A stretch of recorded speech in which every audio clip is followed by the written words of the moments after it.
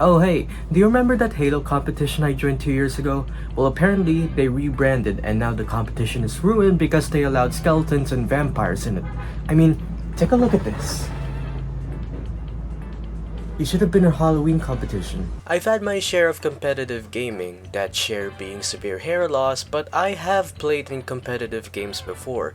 While I had already talked about gaming competitions before, though I primarily talked about its history, some questionable aspects, and ranted about how I next to no one in any of these tournaments, I didn't mention the one thing that drives the popularity of these tournaments: the concept of competitive gaming. At least a few people in our daily lives take things a bit too seriously. That's why the market for good friends has died down recently. Even the simplest things are taken too seriously, especially for games. When games used to be simple, friendly fun, now most of them are designed to take your soul, usually in a bad way. But that doesn't mean that wasn't also the case back then. The only thing people could compete for in video games before was high scores. Commonly found in arcade titles, high scores exist for the sake of knowing who played the best and who gets to name their high score nut. But things got much hotter with the release of fighting games. The high score is still included, however, but I don't think it barely matters when you're face to face against someone who has mastered playing as Dhalsim in Street Fighter 2. Fighting games require fast and complicated inputs, and with how tight most fighting games were back in the day, it just pumps the fights even further, thus making it more competitive. It gets even more competitive with the release of shooter games with multiplayer: Quake, Unreal Tournament, Counter-Strike, and a few years later, MOBA games were introduced to the mainstream, and from that point on, everything changed. Competitive gaming has become quite a staple, and giving at least a hint of aura to those who cannot afford a shower. It introduced a ton of awesome opportunities to the community, such as more competitive focused games and even content creation. However, at the same time, it also brought a ton of negative impact to the gaming community.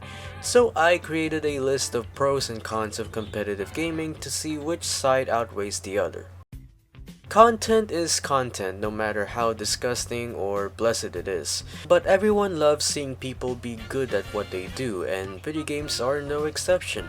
It's satisfying to see how incredibly good these guys are at playing these competitive games, and it's even more satisfying if you know who they are. I'll admit that I was a little bit of a fan of the FaZe clan back when Call of Duty was at its peak. Seeing how those guys play so well just makes me more invested in the content they make. The same thing can be seen with our current generation of pro players. Now, that doesn't mean that all of these guys are actually decent people, which brings us to our first con of competitive gaming.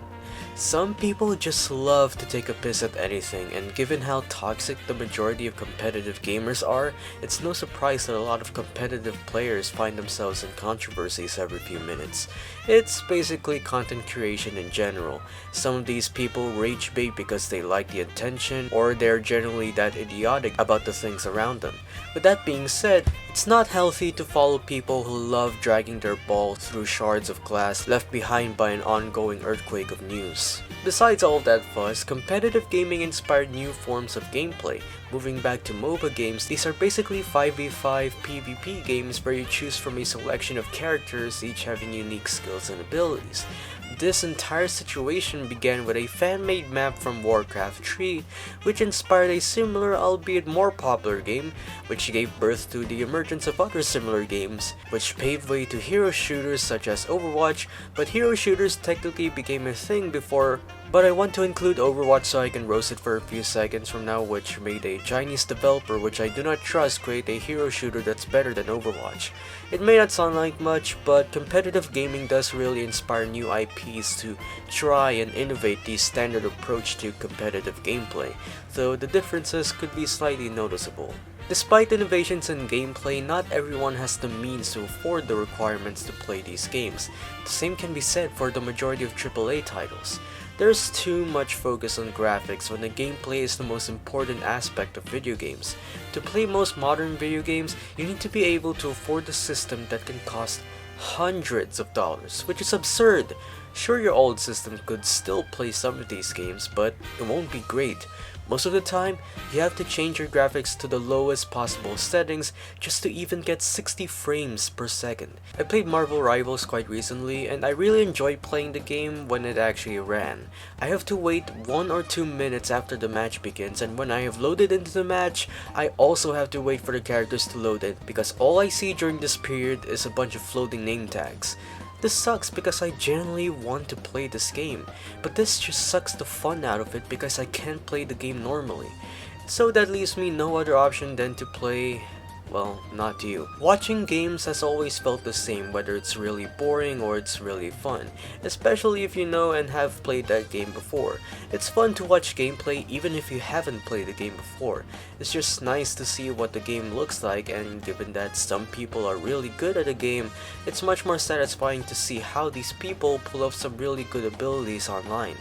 With that being said, this just causes problems when you want to play the game you're watching, but you don't feel like playing the game, so you just watch other people play it perfectly, but you want to play the game and the cycle just repeats, but I won't be talking about that anymore. When there's competition, there's a non-zero chance that a fight between players will not break out now and then.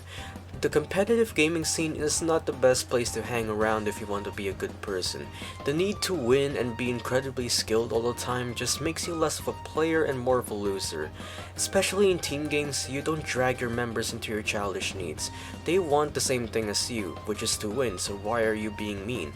Plus, it's generally unhealthy to be playing such competitive games because most of the time, you're going to get destroyed by kids who don't have much else going on in their lives, and if that is their entire life, you're better off doing something you actually enjoy. There's just a ton of pressure when it comes to playing these sorts of games. You're expected to be at your best during your entire period of playing a match against others, and when you're playing in team games and you lose, there's always that one person who will blame and disrespect their own team members because they lost. Sure, they could be insanely good at the game, but not everyone is skilled, so why downplay them when they're clearly trying to improve? All of us need some words of encouragement, not some random dickhead blaming others because they lost.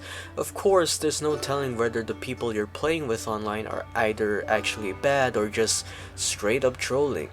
Trolls are still a thing, even in video games, and they will purposefully throw the game to rage bait the people on their team. It's all for the laughs, but think about how the other team members feel. They might be discouraged from touching the game ever again, and that could either be a good thing or a really bad thing.